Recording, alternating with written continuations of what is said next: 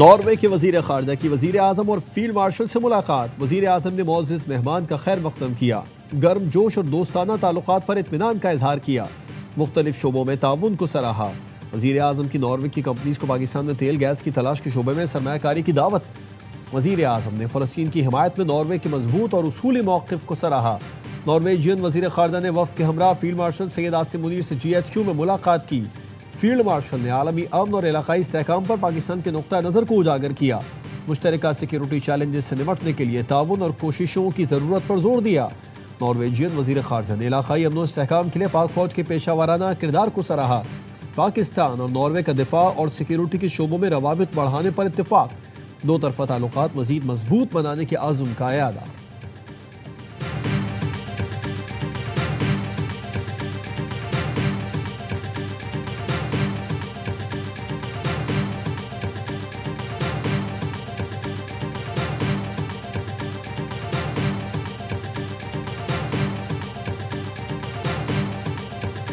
First visit by a foreign minister of the Kingdom of Norway in a decade.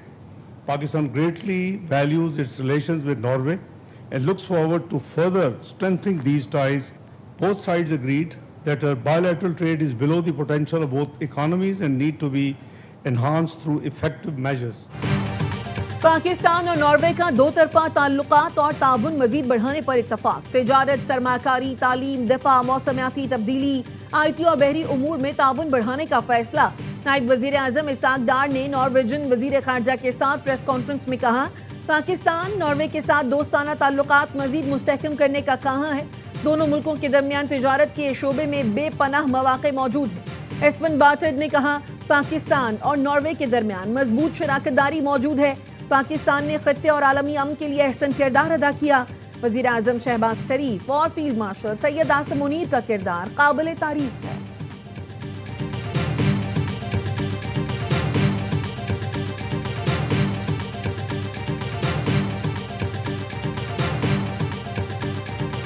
میر رضا قتل case میں نئی تحقیقاتی team کا طویل اجلاس، جائے وقوع پہنچنے والی پولیس نفری کا بیان قلم بند۔ موبائل افسر سے DSP رینک تک کے افسران کے بیانات لیے گئے۔ ہر طرف سابق DSP شارع فیصل، ارشد آفریدی اور سابق SHO گلستان جوہر کامران قریشی کے بیان قلم بند کیے گئے۔ میر رضا کی اسمارٹ واچ کی تصویریں بھی سامنے آ گئیں۔ اسمارٹ واچ پر social media accounts deactivate کے نوٹیفیکیشن موصول ہوئے۔ نوٹیفیکیشن کے مطابق میر رضا کا سوشل میڈیا اکاؤنٹ 27 اگست کے بعد غیر فعال ہو جائے گا۔ تفتیشی ذرائع کا کہنا ہے اسمارٹ واچ فورینزک کے لیے NCCIO کو دی ہے۔ پولیس نے مقدمے میں ترمیم کے بعد ابتدائی رپورٹ عدالت میں جمع کرا دی۔ مقدمے میں قتل اور شواہد چھپانے کی دفعہ شامل کر لی گئی۔ عدالت نے ابتدائی رپورٹ کا ریکارڈ کا حصہ بنا لیا۔ مقتول میر رضا کے بزنس پارٹنر محمد احمد کی ضمانت قبل از گرفتاری منظور۔ محمد احمد بطور بزنس پارٹنر ایک دکان چلاتا تھا۔ وکیل نے بتایا کہ تعاون کے باوجود پولیس نے ان کے موکل کو ہراساں کیا۔ عدالت نے میر رضا کیس کے تفتیشی افسر کو بھی آئندہ سماعت پر طلب کر لیا۔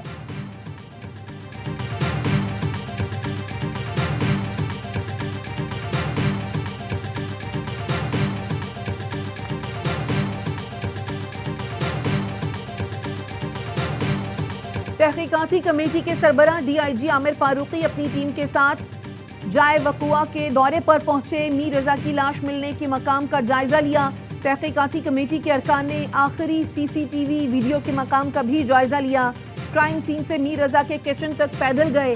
سربراہ تحقیقاتی کمیٹی نے میر رضا کے کچن کے اندر جا کر معائنہ کیا، عملے سے بات چیت کی۔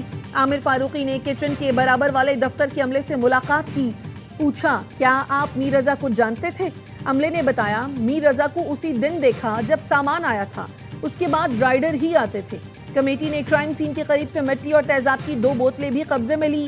ARY نیوز کے سوال پر DIG عامر فاروقی نے کہا، تحقیقات چل رہی ہے، جلد کیس کی تفصیلات سامنے لائی جائیں گی۔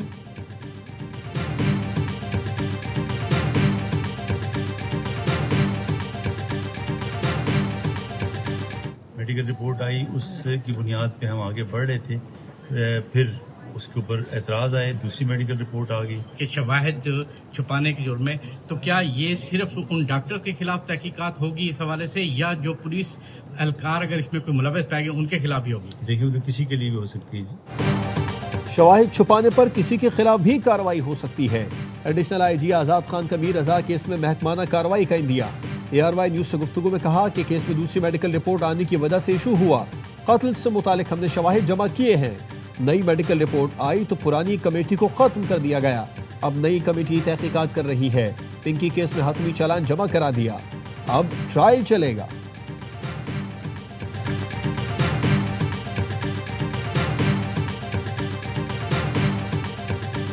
سلامت رہے وطن. شہر شہر جشن.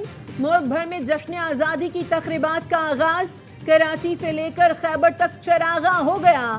رات 12 بجتے ہی جشن عروج پر پہنچے گا. سبز ہلالی پرچموں کی بہار. اہم شاہراہیں قومی رنگوں میں رنگ گئیں. اسلام آباد کی عمارتیں اور شاہراہیں خوبصورت روشنیوں میں نہا گئیں.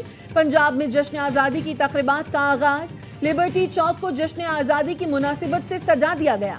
کانسرٹ کا بھی اہتمام. الحمرا کلچرل کمپلیکس میں میوزک کانسرٹ. راحت فتح علی خان، فاخر محمود نے ملی نغمے پیش کیے. کراچی کے باغ ابن قاسم میں بھی آزادی کے جشن کی تیاری. ISPR نے جشن آزادی پر ملی نغمہ ریلیز کر دیا. نغمے میں وطن عزیز سے بھرپور محبت اور یکجہتی کی عکاسی. سونے اور چاندی کی قیمتوں میں کمی. فی تولہ سونا 3,500 روپے کم ہو کر 4,60,436 روپے کا ہو گیا. فی اونس سونا $35 کمی کے ساتھ $4,380 کا ہو گیا. فی تولہ چاندی 175 روپے کمی کے ساتھ 6,936 روپے میں فروخت ہو رہی ہے.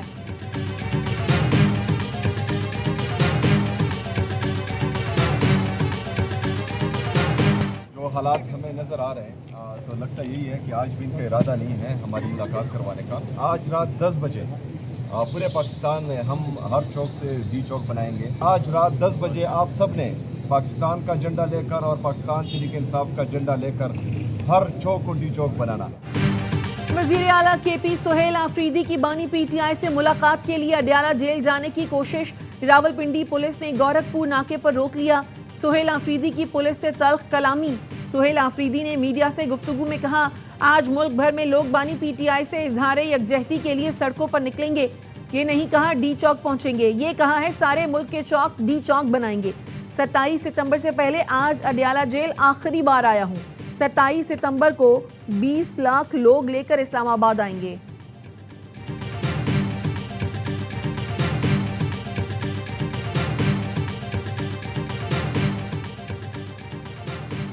نواز شریف نے ہفتے کو پارٹی کا اہم اجلاس بلا لیا. اجلاس مری میں نواز شریف کی رہائش گاہ پر ہوگا. آزاد کشمیر میں حکومت سازی اور نئے انتظامی یونٹ سے متعلق بات ہوگی. ذرائع کے مطابق وزیر اعظم شہباز شریف اور وزیر اعلیٰ پنجاب مریم نواز اجلاس میں شرکت کریں گی. آزاد کشمیر کے نئے وزیر اعظم کا فیصلہ بھی کیا جائے گا. نئے انتظامی یونٹس اور انتظامی ری سیٹ سے متعلق پارٹی پالیسی طے کی جائے گی. چیف جسٹس پاکستان کی ماہانہ بنیادی تنخواہ 15.5 لاکھ روپے ہو گئی. سپریم کورٹ کے ججوں کی تنخواہیں اور مراعات وفاقی آئینی عدالت کے ججوں کے برابر کر دی گئی. دیگر ججوں کی ماہانہ بنیادی تنخواہ 15 لاکھ روپے ہوگی. سپریم کورٹ کے ججوں کی بنیادی تنخواہ میں تقریباً 4 لاکھ روپے ماہانہ اضافہ. جوڈیشل الاؤنس 11,61,000 سے بڑھا کر 15 لاکھ روپے کر دیا گیا. ہائی کورٹ کے چیف جسٹس کی ماہانہ بنیادی تنخواہ 12,54,000. دیگر ججوں کی ماہانہ بنیادی تنخواہ 12,05,000 روپے ہوگی. نئی تنخواہوں اور الاؤنسز کا اطلاق 10 دسمبر 2025 سے ہوگا.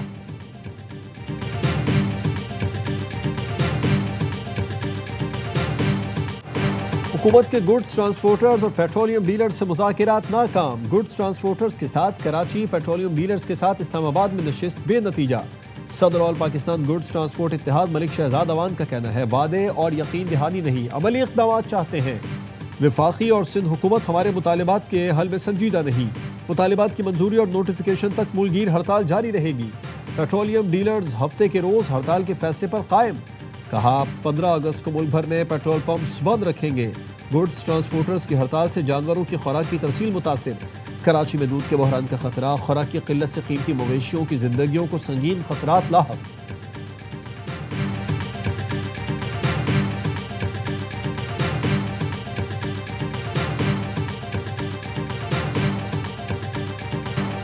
ایران نے جنگی حکمت عملی تبدیل کر لی. نئے فوجی ڈاکٹرائن کے تحت پاسداران انقلاب کو دشمن کی سرزمین تک کارروائی کا حکم دے دیا. پاسداران انقلاب کے سینئر مشیر بریگیڈیئر جنرل رضا نقدی نے انٹرویو میں کہا جنگ صرف ایرانی سرحدوں تک محدود نہ رہے. ایران کو اس قابل ہونا چاہیے کہ وہ جنگ دشمن کے علاقے تک لے جا سکے اور جارحانہ ڈاکٹرائن کی یہ خصوصیت پوری ہونی چاہیے. امریکہ کا جنگی بجٹ ایران کے دفاعی بجٹ سے 100 گنا زیادہ ہے، مگر دشمن کے تمام 14 مقاصد ناکامی سے دوچار کیے. تہران کے میئر علی رضا زاکانی نے دعویٰ کیا 28 فروری کو جس میزائل حملے میں سابق رہبر معظم علی خامنائی شہید ہوئے اس کا اصل ہدف مجتبی خامنائی تھے. حملے میں مجتبی خامنائی زخمی ہوئے تھے.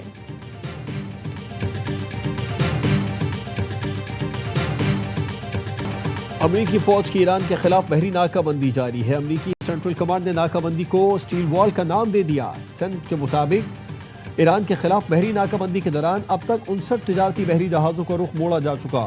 وارننگ نظر انداز کرنے والے 3 جہازوں کو ناکارہ بنایا گیا. 2 جہازوں پر سوار ہو کر کارروائی کی گئی.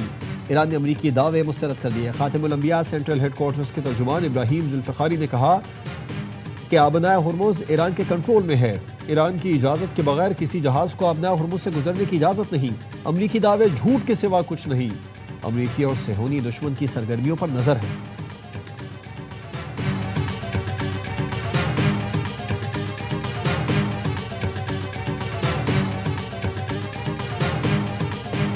مکہ دفاعی معاہدے کے تحت مشترکہ سیاسی اور عسکری نظام قائم ہوگا. ترک وزارت دفاع کے ترجمان نے بتایا تینوں ملکوں کے وزرائے دفاع، وزرائے خارجہ اور اعلیٰ فوجی کمانڈر نظام کا حصہ ہوں گے. معاہدے کے تحت مشترکہ فوجی مشقوں کی منصوبہ بندی کی جا رہی ہے. دفاعی شعبے میں مشترکہ پیداوار اور ٹیکنالوجی کے تبادلے پر بھی تعاون ہو سکتا ہے. تینوں ممالک دفاعی صنعتوں میں تعاون مزید بڑھائیں گے.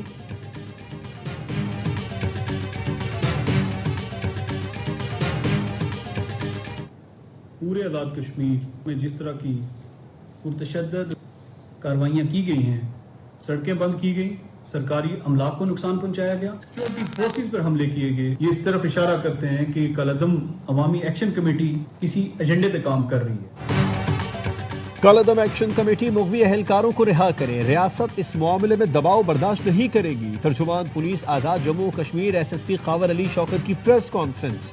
کہا کالعدم ایکشن کمیٹی کسی مخصوص ایجنڈے پر کام کر رہی ہے. سڑکیں بند کی گئی، سرکاری املاک کو نقصان پہنچایا گیا، سیکیورٹی فورسز پر حملے کیے.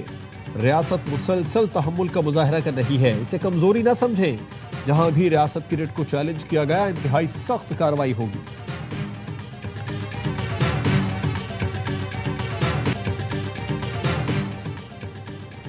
تحریک تحفظ آئین پاکستان نے پیپلز پارٹی سے رابطوں کے لیے گرین سگنل دے دیا. ترجمان تحریک تحفظ آئین پاکستان کے مطابق پیپلز پارٹی کے کچھ رہنماؤں نے رابطے کا پیغام بھیجا تھا. پیغام اسد قیصر اور عامر ڈوگر تک پہنچایا گیا. اپوزیشن لیڈر محمود اچکزئی کوئٹہ میں موجود تھے. محمود اچکزئی سے ابتدائی مشاورت ہوئی ہے. پیپلز پارٹی رابطہ کرے گی تو خوشامدید کہیں گے.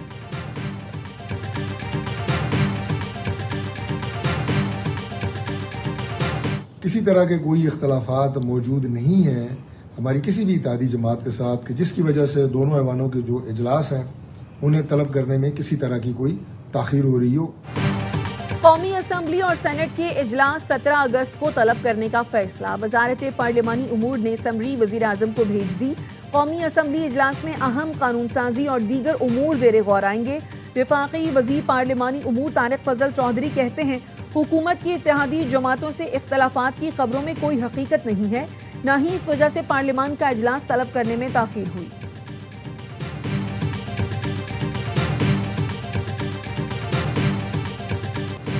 اور ARY نیوز کی خبر پر ایکشن. کراچی میں سرکاری اسکول پر قبضہ ختم کرا دیا گیا.